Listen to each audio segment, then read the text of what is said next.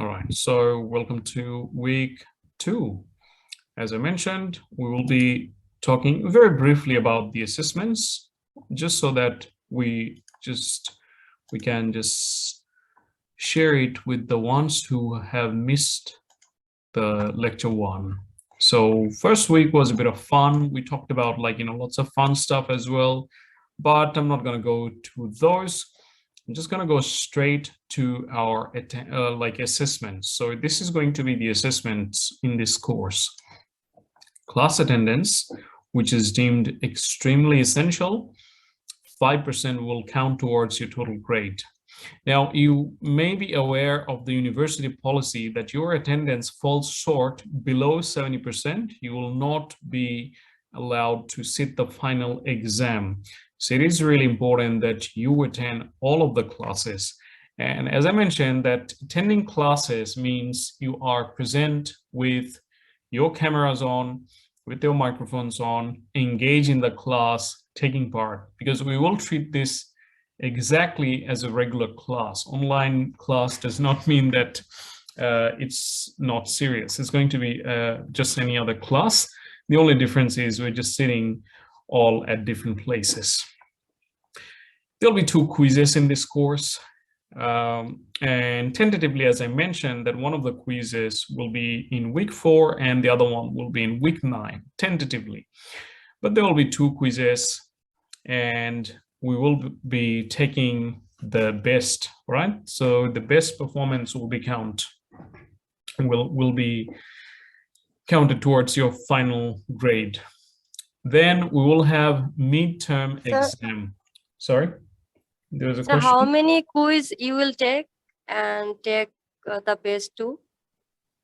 Yeah, there will be 2 quizzes. We will have 2 quizzes, all right? And the best one will be counted. Okay. We'll have midterm, and the midterm, as you all are familiar with, midterm will have mixture of questions and some MCQs as well. However, I'm not saying anything at this stage. We will be given enough guideline before the midterm. A very important part of our assessment is a group assessment. We will be having a group assessment where students will be put into small groups, and the group sizes will vary between 3 to 4 students. So within 3 to 4 students, you will be forming groups, and then you will have a project which potentially will become a case analysis. You will be analyzing a case or a marketing case. So we will be giving lots of guidelines regarding that as well. And then we will have our final exam. So final exam, obviously, as you know, this is going to be a written exam. Now, the format, the time and date, all of those are, I know you will have questions, but after this week, we will be sharing with you the course outline along with the lecture slides and everything. I'll be sharing some Google Drive link, and through the Google Drive link, you will have access to all of those information. Now, up till now, has anyone got any question for these assessments?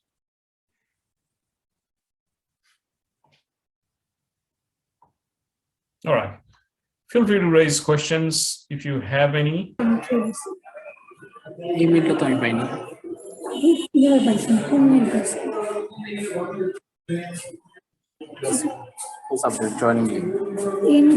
Right, can I request all of you to mute your microphone, please?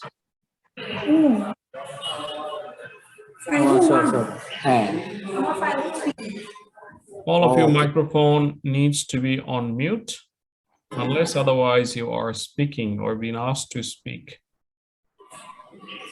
Okay, Tonmoy's microphone is on, so I'm gonna have to stifle his voice here. Hello, right, look. Yeah, okay, there was a question. Sir, is there a physical class on the premise? Tonmoy, look, I mean, this course has, as far as I know, there's another section This section that I am taking will be online, and there's another section that will be an on-campus delivery. So if you prefer to join an on-campus delivery class, you're welcome to join the other section. That section, as I know, is going to be an on-campus delivery. Oh, okay, sir. Okay. Yes. So a number of students actually opted to stay in this section because they preferred online. But as I mentioned, we are just organizing this flexible choice for this course only. I was supposed to take this course. Now I was present in the first week, but now I'm sitting all the way in Sydney, Australia. So I'm on a long leave away from the university, but I've been asked to take this course. So I will be conducting this course online. So there are actually 2 sections which are Another taken 2 offline. sections. Okay. Oh, that's good. That's even better news. So 2 more sections. So feel free to join any of those sections if you think that is something you would like to have, like on campus. That's another good choice for you. Anyway, so moving on. Week 1, we very briefly spoke about what is marketing, and we also talked about some other terminologies related to marketing. Can someone remind me what were some of those topics?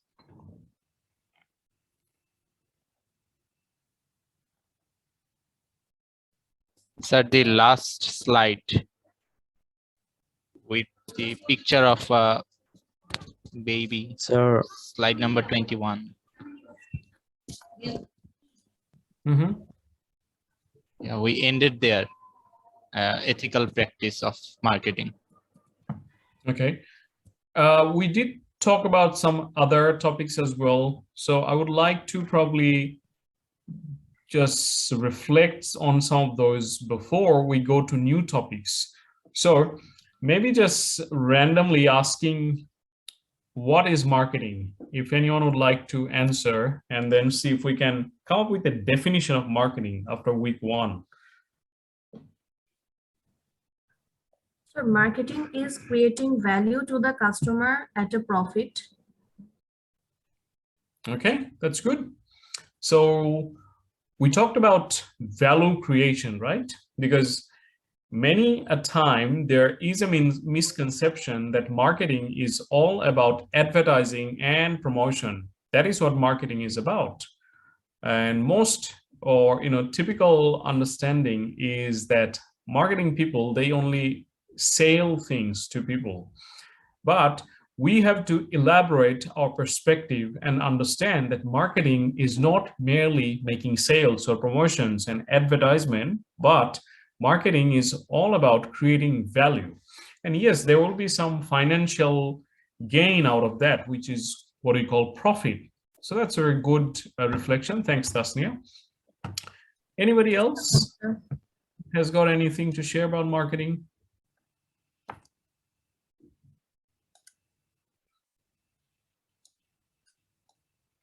I guess Tasnia has spoken for all, but we may just see that, or maybe expand this definition a little more, and we can tell that marketing starts from manufacturing a product till the product reaches to the consumer's table or consumer's hand, and everything in between, all the work in between, is considered marketing or part of marketing. So I will again go back to a very, very traditional, but yet most comprehensive definition of marketing so that we all are on the same page. This was a definition provided by Dr. Philip Kotler, who is still regarded as the father figure of modern marketing principle or modern day marketing. So according to Dr. Kotler, he defines marketing as the science and art of exploring, creating, and delivering value to satisfy the needs of a target market at a profit. And marketing identifies unfulfilled needs and desires. All right.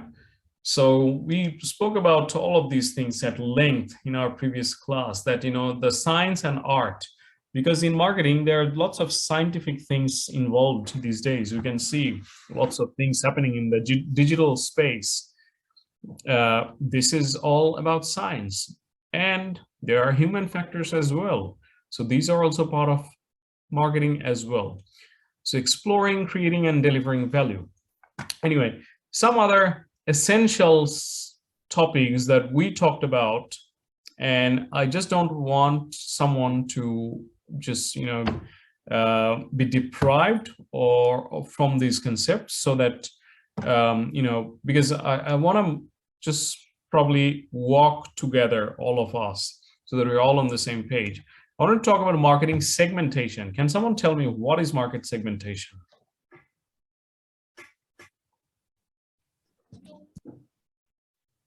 Sir, it's a segmenting the market based on economical and religion and other factors based on which they actually purchase their products and needs and demands.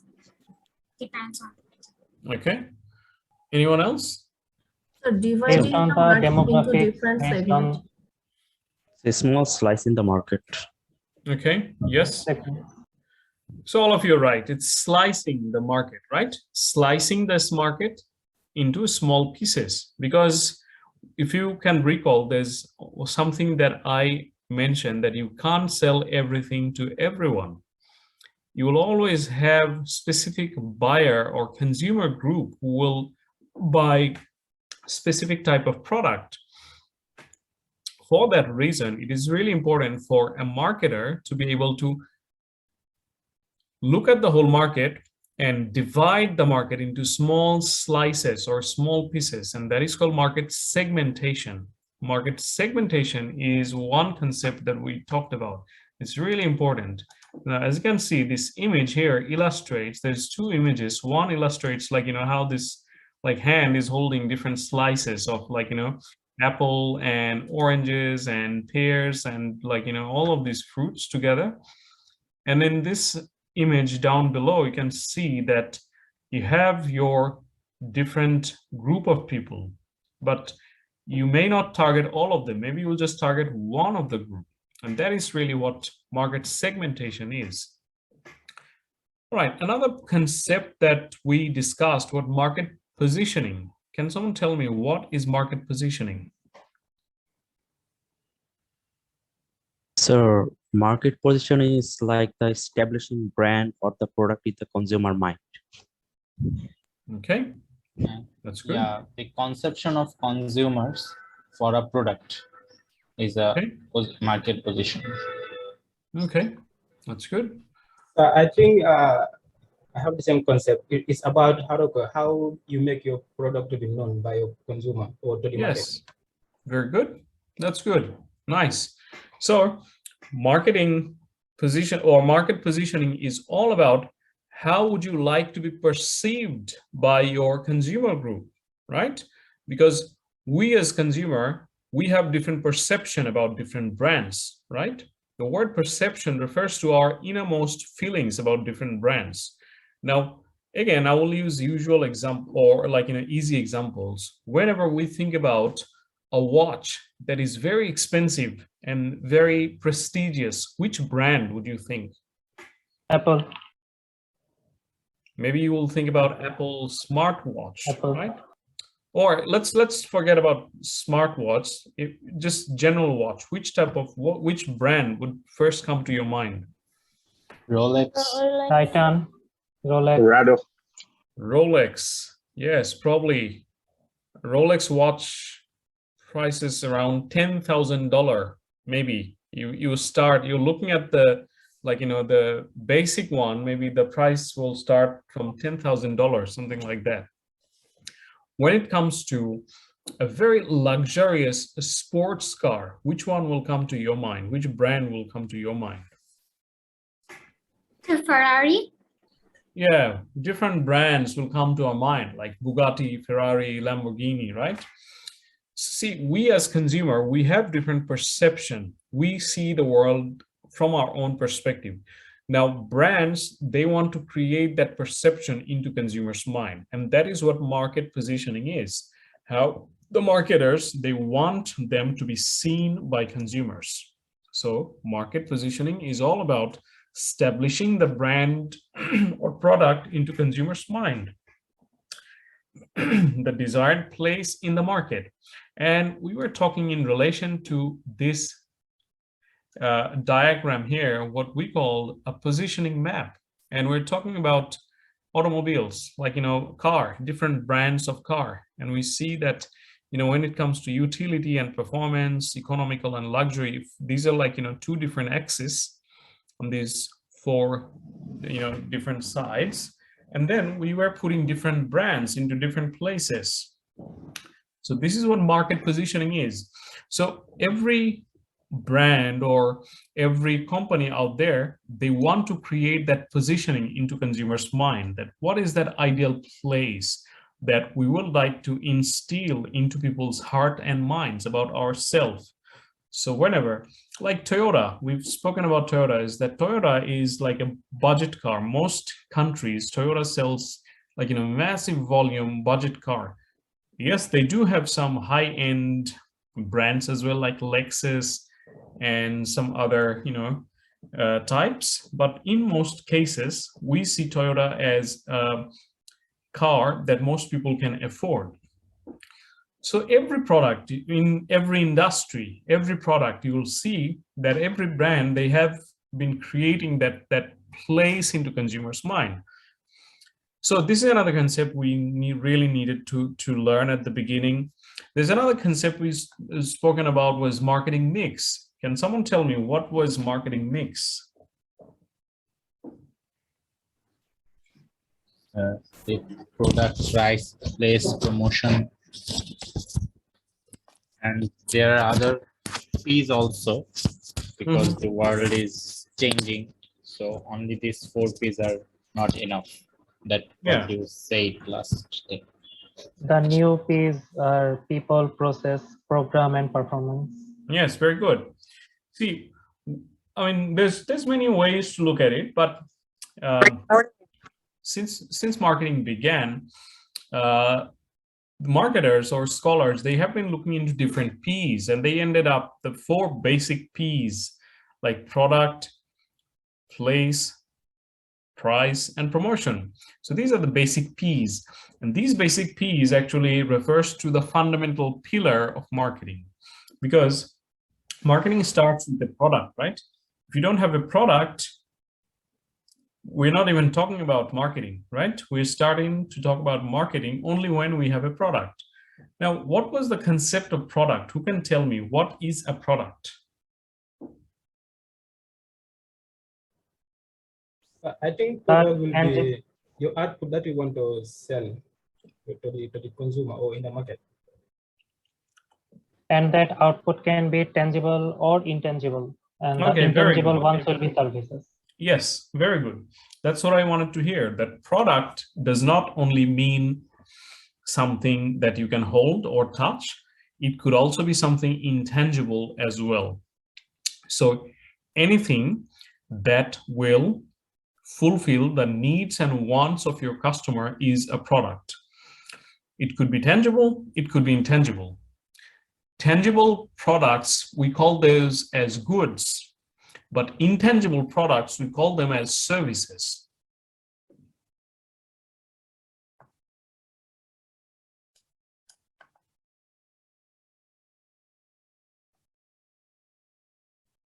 So again,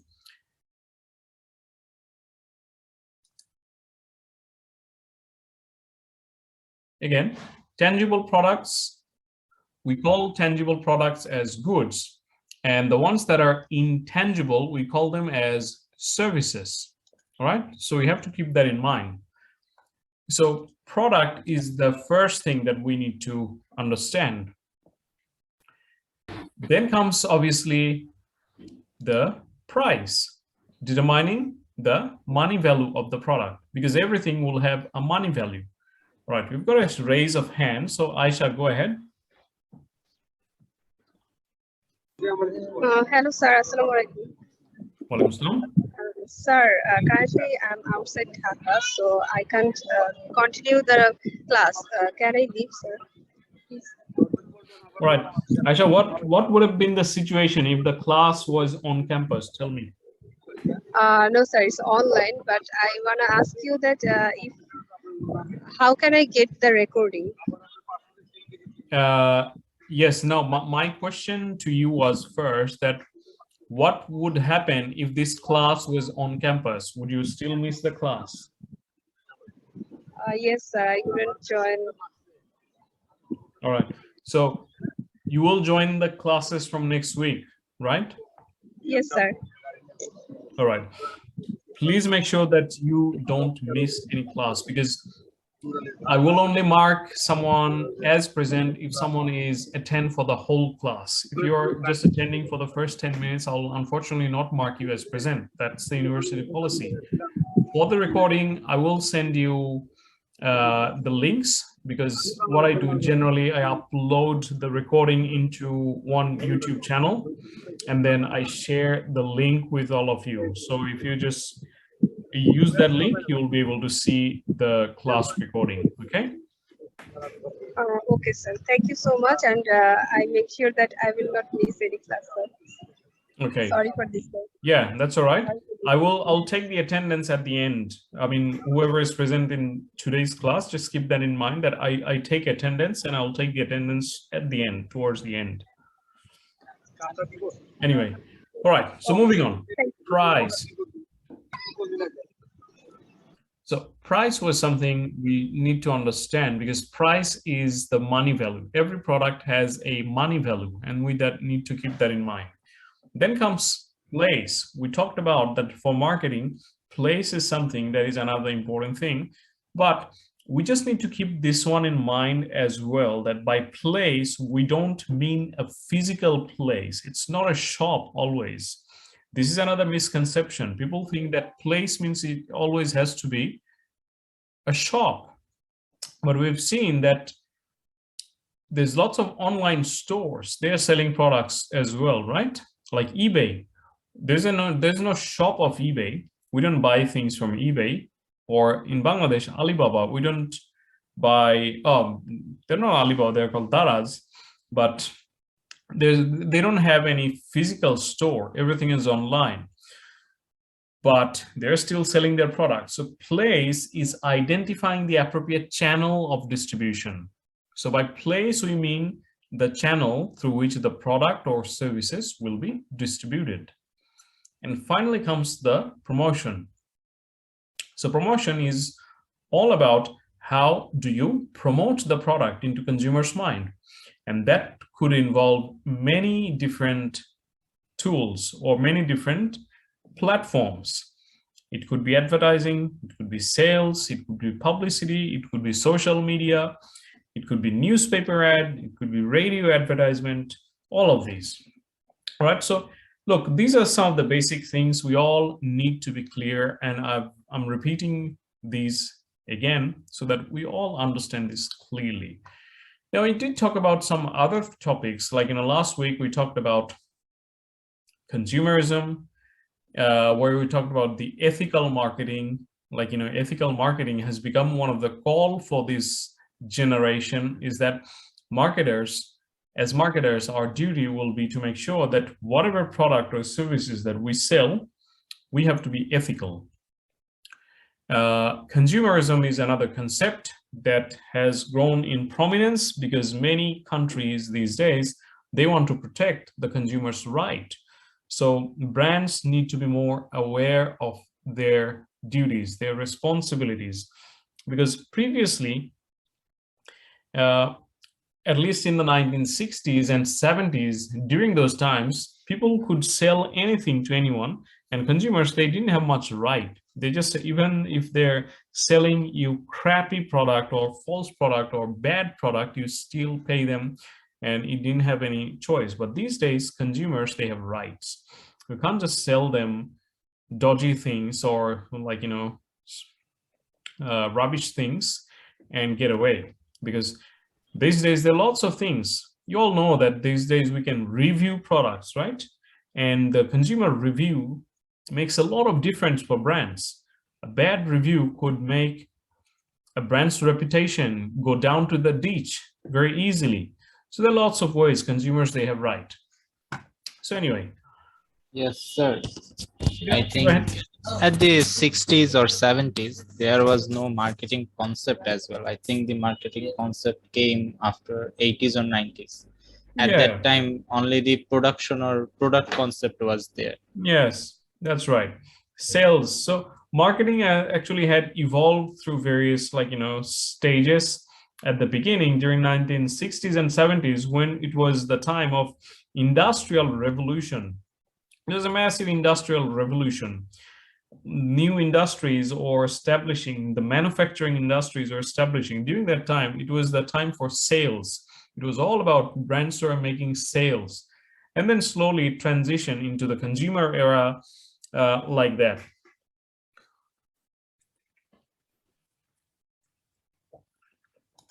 All right. Look, we spoke about some of these concepts. I will be exploring these in detail. We have a week dedicated to talk about sustainable marketing and social marketing. So these are also concepts that we are going to discuss. Now, today's class, I'm going to take the discussion to a different level. Today, we're going to get out of these concepts, all right? We're going to get out of these concepts a little bit, and then I'm going to get you all introduced with some modern day concepts, because marketing management is actually a very old concept. There's no longer marketing management and those 4 Ps. The world has moved way beyond that. So this class, we're going to talk about some other topics. And this class is all about talking about strategy, talking about planning. These are the things that we're going to talk about. So this is our week 2 slide, and these slides you'll also have access to. Let me now just share these slides. Okay. So now that we are a little bit familiar with the concept of what is marketing, what is market positioning and planning and all of those things, now we'll talk about developing marketing strategies and plans. This is really important for us to understand that marketing strategy, what the concept of strategy. I'm going to get you all introduced with the concept of strategy and plan. And then we'll try to link it back, like what's the relationship with marketing strategies and plans. So you might wonder, like, what is strategic marketing as opposed to marketing management? So here's one difference. The strategic marketing focuses on the right products for the right growth markets at the right time. But so does marketing management. So what is the difference then? Both the disciplines approach these decisions from different angles, because strategic marketing is all about developing some strategies. Now, I'll go back to these probably a bit later. I want to start talking about strategy. Can someone tell me what is the meaning of the word strategy? A plan to attain something. Okay, yeah, so Setting a goal, sir. Yeah, that have to look the overall what the company want to achieve overall. okay, so creating some plans or long-term vision or goals to achieve them, right?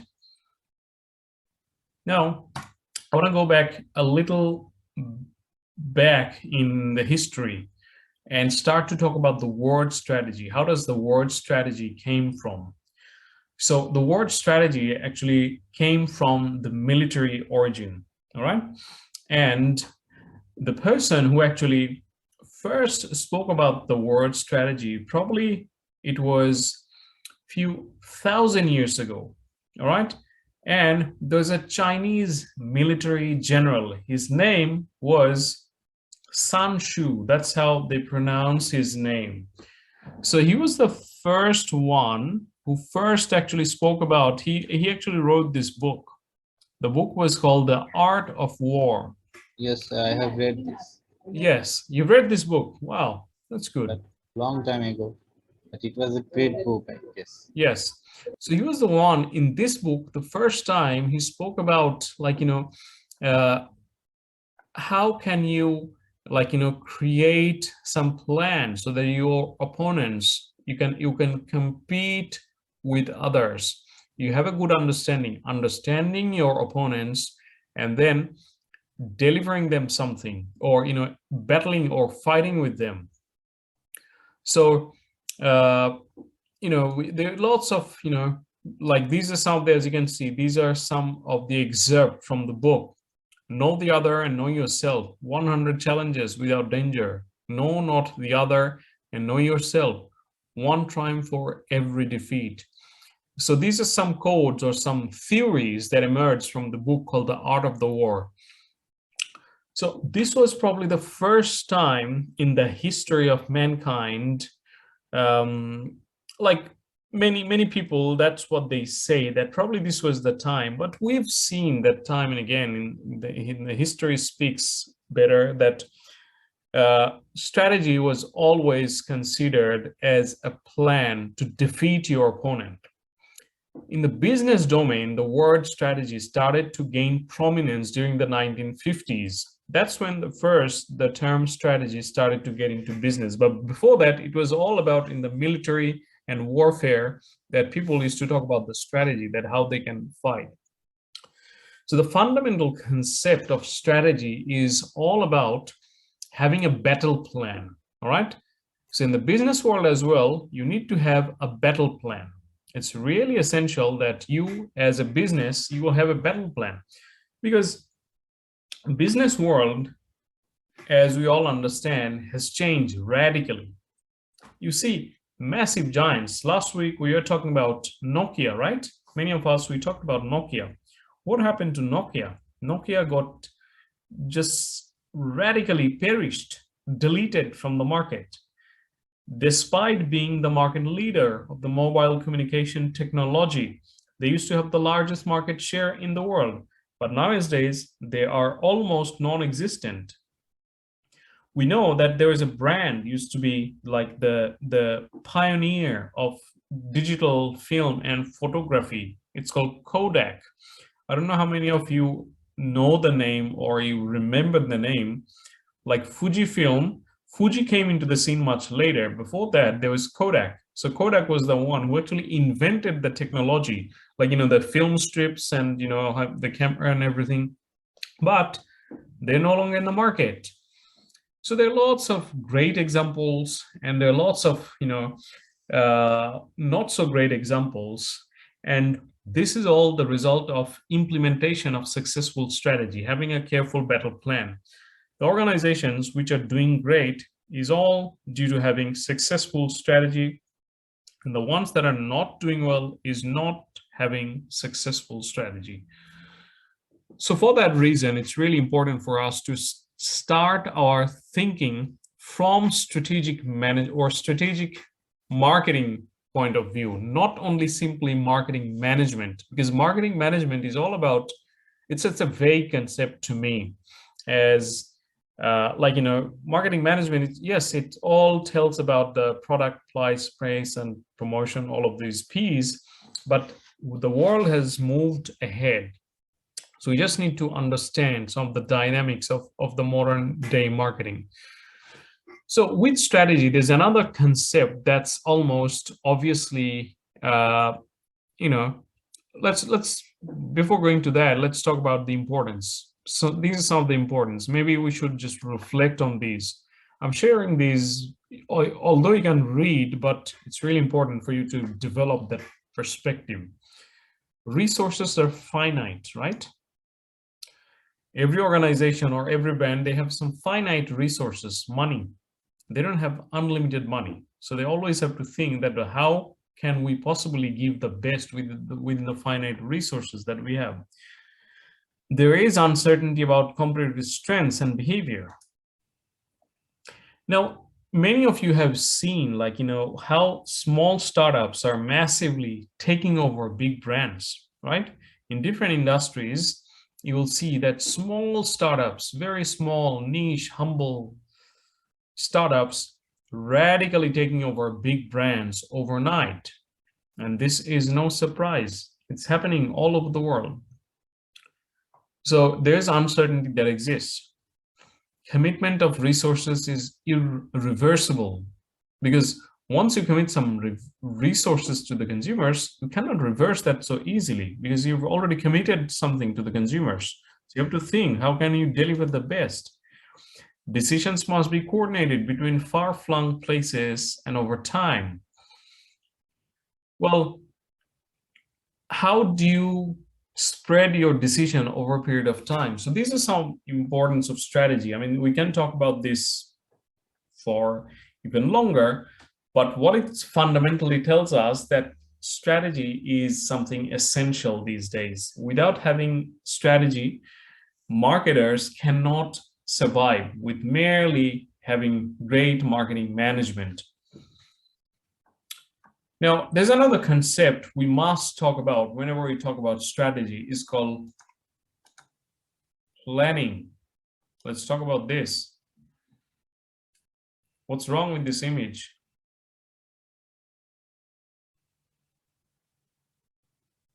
Planning. They didn't Lack of plan. planning. They didn't plan how much space it will require to write that entire thing. Hence, it broke down, especially the planning part. This is what happens, and they're the Department of Planning, right? This is an ironic picture, actually. Yeah, this is a very ironic picture. So, unfortunately, this is what happens. There's a saying that failing to plan is planning to fail. So if you're not able to plan properly, it's obvious that you are going to fail. So with strategy, it's really important to have a plan as well. Planning is essentially a process directed towards making today's decisions with tomorrow in mind and means of preparing for future decisions so that they may be made rapidly, economically, and what is with as little disruption to the business as possible. So businesses, not only businesses, we as individuals as well, we must have to have some plans. We need to have some game plan, because if you are a person without any plan in your life, without any plan for your career, it's sure that at some point you will struggle. You don't have a direction, because planning, what it does, it gives you direction. So planning is a process. Planning involves taking decisions today. Future decisions are set up by present planning. What are the benefits of planning? We need to understand. Maybe I should just make the fonts a bit bigger. Yep, it's better. So planning, again, very dry discussion, but still very important for us to understand, because every organization out there, they need to have solid plans.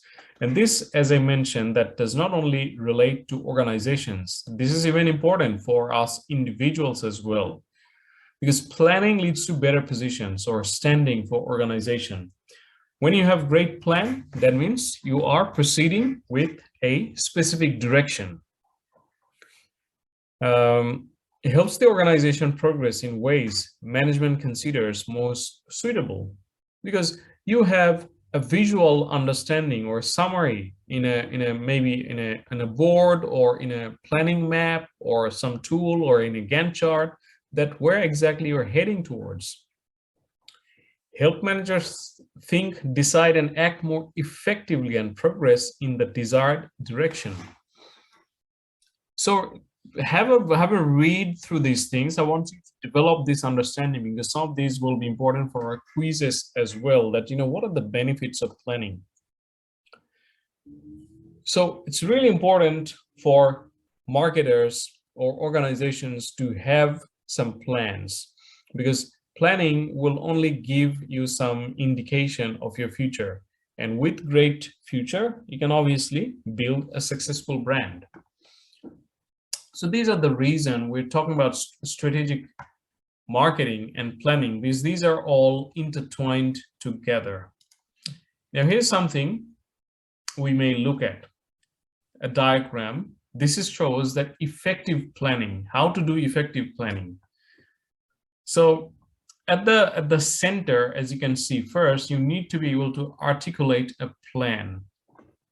Then you identify key areas of differentiation or development, like what are the areas where you need to develop. Then at the third layer, spread the plan into different parts of the organization. And finally, regular follow-ups. Now, let's use this diagram for a product or for a brand. So you have a product in the market. You want to become successful. You want to successfully sell your product into or to your consumers. So at the very beginning, you need to articulate a plan. And that plan would involve what is your target market? What's the ideal segment? What is your market positioning? How exactly are you going to price your product?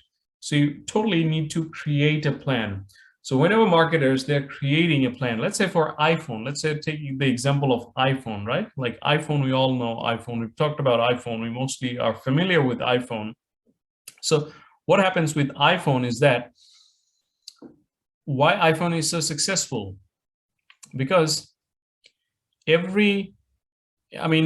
see, the clever technique about iPhone is that every year we see there's a new version of iPhone coming out in the market, right? Every year. And the way they are actually launching the product, people are religiously waiting for the next version, despite knowing the fact there's nothing much from one version to another one. If you look into iPhone 12 and 13, actually there's not much of difference between these two. Like apparently they look the same, feature-wise they look the same. The only upgrade might be the camera is a little bit like, from 12.2 megapixel, it could be from 12.4 megapixel. But the way they are just carefully planning it, the way they're launching it, such a grand launch and all of these things, this is actually creating that place into consumers' mind. So this is just, I'm using this as a reflection, like, how do you do that? So you articulate first a plan, then identify the key areas of differentiation and development.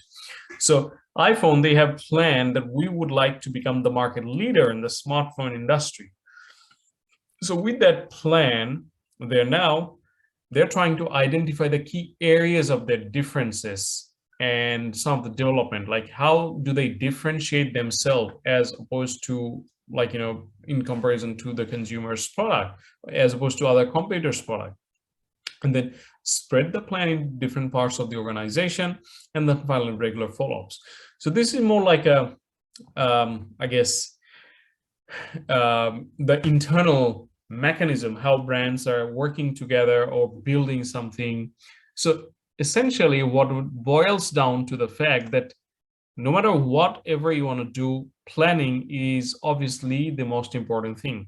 So strategic planning. So now we join these two. Let me just get to the slide.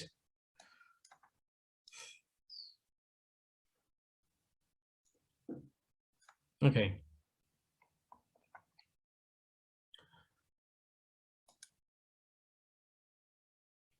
Sorry. Yeah.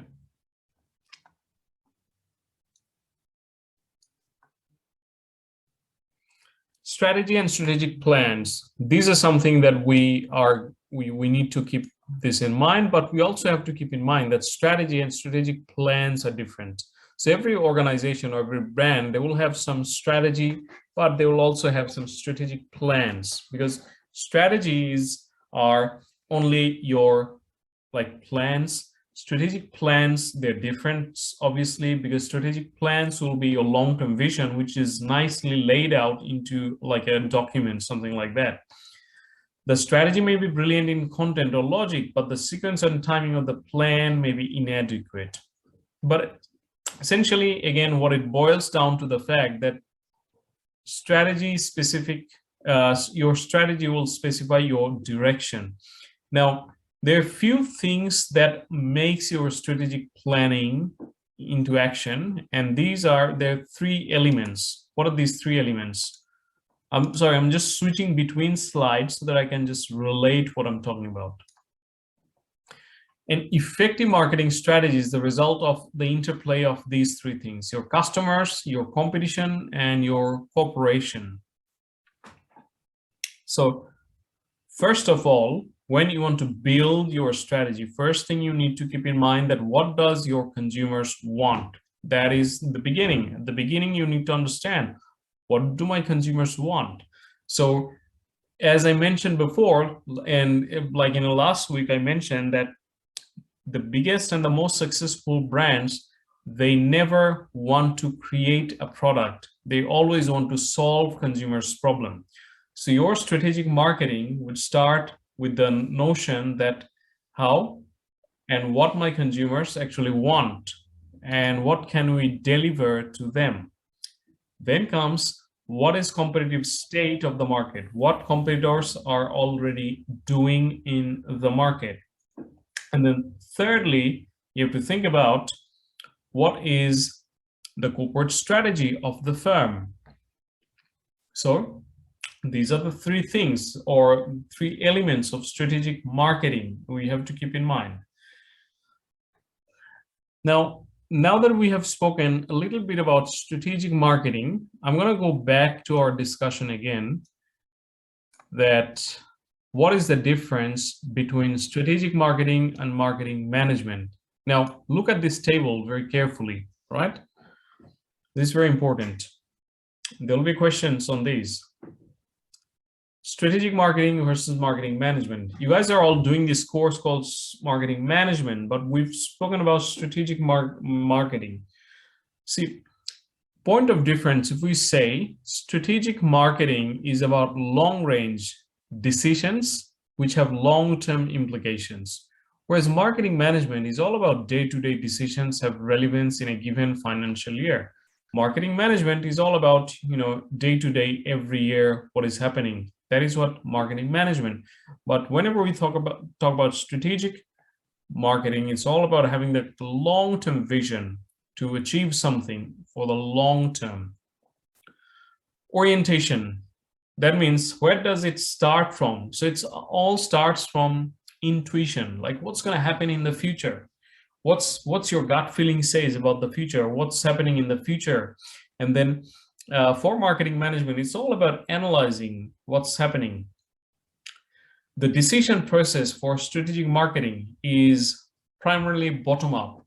Can someone tell me what is the meaning of bottom up as opposed to top down? Yes, sir, from top to down.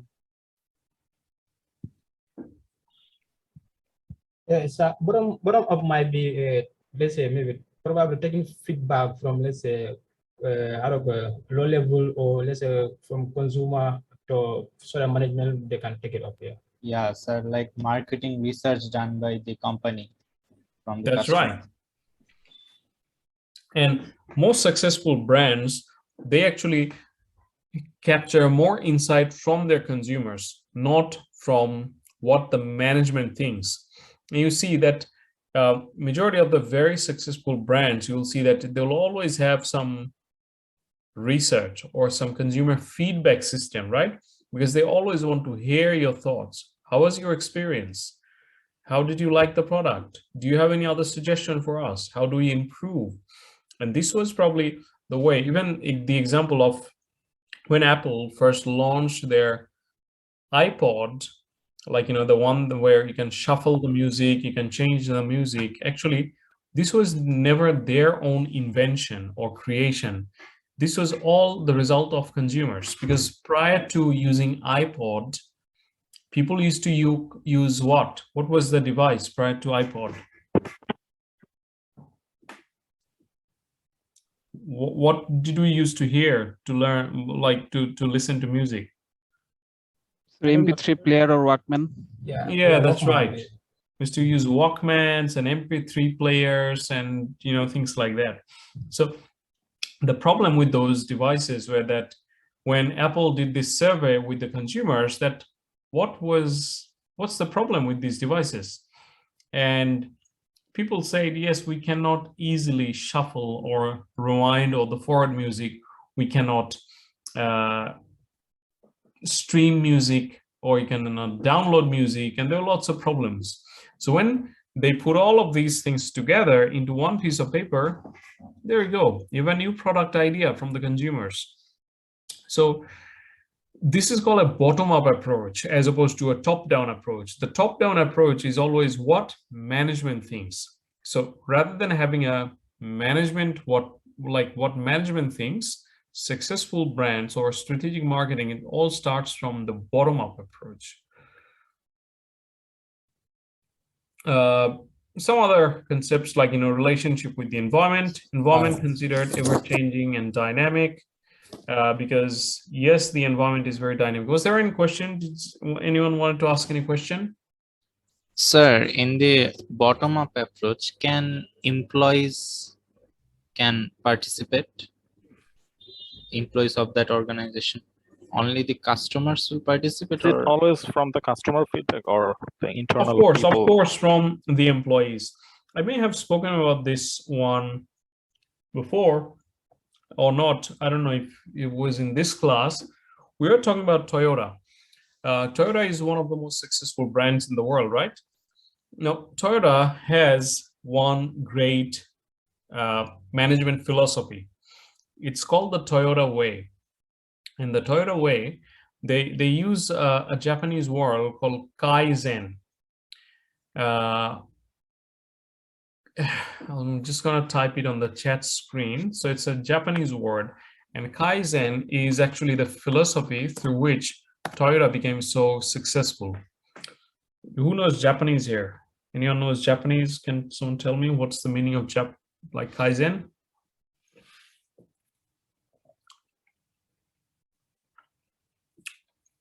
I'll tell you. So Kaizen means continuous improvement. This is what there is Toyota also believes. a book on this. Yeah, there's book. There's everything, like book. There's lots of documentaries. There's this is very popular, Toyota philosophy or the Toyota way. So Kaizen is that Toyota thinks that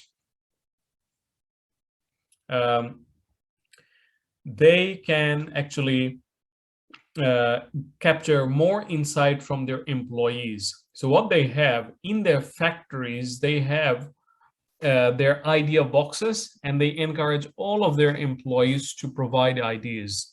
And they actually reward their employees for their ideas. Even if that's like a stupid idea, even that's like a no idea, they still give reward to their employees. So every year, they get all of their great product ideas and everything from their employees. Even the people who are working in the factory, who are assembling the car, they get ideas from all of those employees as well. Because when those people are working in the manufacturing plants, they can actually provide them better ideas that how can they make the process more efficient or more streamlined. So that's how they always want to improve, and continuous improvement is the only way they believe that they can sustain. So the answer is yes, the bottom-up approach also works not only for consumers, it also comes from your frontline employees as well. Then comes the relationship with the environment. See, it's really important to have the environment, taking a careful scan of the environment, because for marketing management, you think that it's a smooth sail. The water is smooth, the environment is smooth. All right, we'll just do regular management and we'll just carry on. But gone are those days. We know that the environment is full of turbulences. The environment is full of challenges. So in that way, you have to think about the environment as very dynamic and very volatile. So strategic marketing is something that it's like a rapid decision needs to be made. Whereas in marketing management, it's all about a usual process. The way things have been doing for ages, you'll just carry on with that. Opportunity sensitivity, ongoing to seek new opportunities. It is really important to have an ongoing perspective to seek new opportunities. The people who are a strategic manager as opposed to a marketing manager, these two roles are different. In many organizations, even in very successful organizations, they're roles of strategic manager. And they're not just usual person doing day-to-day stuff. Rather, they are always on the lookout of new opportunities. How can you carve out new opportunities, new strategies?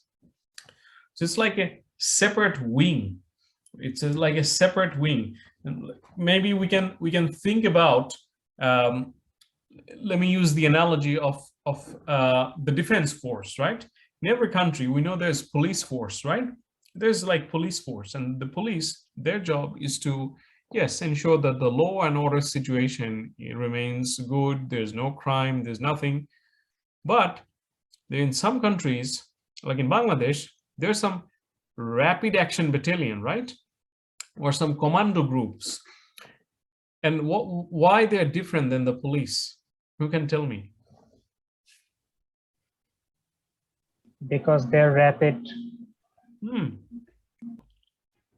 Exactly. They need to take some rapid action. Sometimes there's some crimes which can emerge, like, which the traditional system will not be able to tackle. In those situations, they need to have some rapid actions, some very specific and tailored and customized actions. So strategic marketing, exactly something like that, if we compare like marketing management. So ongoing and new opportunities. Organizational behavior achieves synergy between different components of the organization, both horizontally and vertically. Pursue interest of the decentralized unit.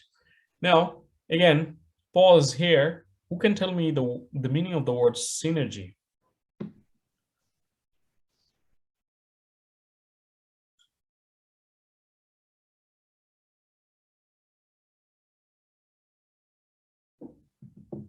The word synergy, someone? Something like collective strength rather than individual output.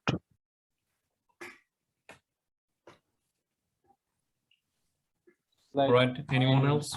When if I give an example, like synergy means অনেকগুলো department আছে, তাদের মধ্যে একটা liaison maintain করা কিংবা একটা liaison create করা, something like that. It's from my perspective.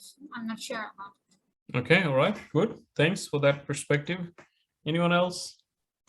So if it's a group work, then all the group members will contribute the same, and the work will be like, if one does this, then another one will follow that, and by the synchronization of that group members, the work will be done. It's like a synergy. Okay. Yeah, the word is synergy, all right? The pronunciation has to be right. It's called synergy. Now, synergy is actually, it's a term quite widely used, especially in the study of strategy or strategic management or strategic marketing. The concept of synergy is that the sum of total is greater than the individual parts. Let me make it easier. So it is 2 plus 2 equals 5. That's what the concept of synergy is. If we join 2 plus 2, the result will be 5. So, and this is the definition: the sum of the total is always greater than its individual parts. Because when you join together, like, have you seen, I always use like funny examples. How many of you have seen, there used to be like a cartoon long time ago. I don't know if you have seen that. It was called Captain Planet. How many of you have seen that cartoon? Yes, sir. Yes, sir. So when we were a kid, we used to see that. I think almost all of the students here have seen that. Yeah, so they had like 5 different powers, right? Someone has earth, water, like, and when they used to join those together, there used to be someone named Captain Planet, and Captain Planet was someone who is very powerful, and he would save the world from all the big, like, disasters and everything. So the point that I'm trying to make is that synergy is when you join all of your individual forces, you will see the sum or the total will be greater than its individual parts. And that's what the synergy is. So every brand out there, they're trying to create synergy. They're trying to join all of their parts, combine all of their forces together so they can cumulatively, the cumulative result would be much bigger, which otherwise they would have done individually. So achieve synergy between different components of the organization, both horizontally and vertically. Again, this refers to the structure of the organization. Who can tell me what's horizontal and what's vertical?